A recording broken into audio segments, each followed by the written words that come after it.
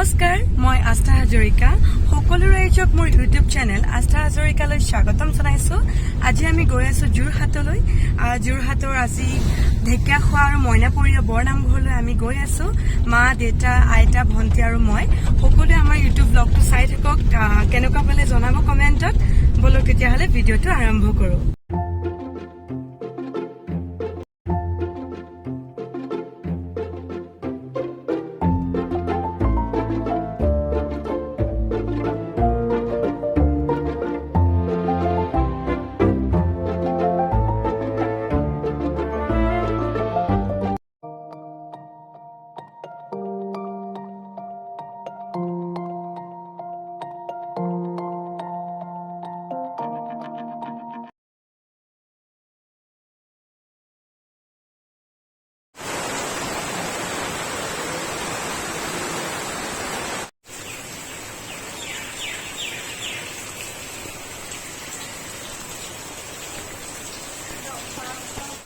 আমি বৰ্তমান আছো ঢেকিয়া খোৱা বৰনামঘৰত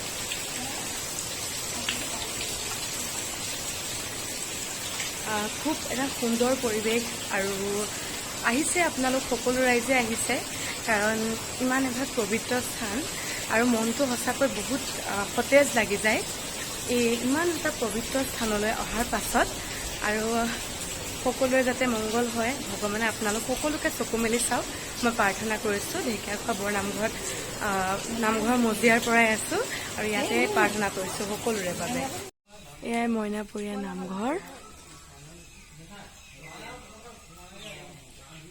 আমি মইনাপৰীয়া নামঘৰলৈ আহিলো আৰু ইমানখিনিতে মোৰ ভিডিঅ'টো শেষ কৰিবলৈ লৈছো অকমান মই আপোনালোকক দেখুৱাবলৈ চেষ্টা কৰিলো ভিডিঅ'টো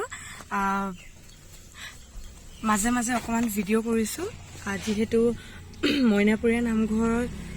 ভিতৰলৈও ভিডিঅ' কৰিবলৈ বেয়া লাগে যিহেতু যিসকলে আহিছে হয়তো গম পায় ফটো তোলা আৰু ভিডিঅ' কৰা ফটো তোলা নিষেধ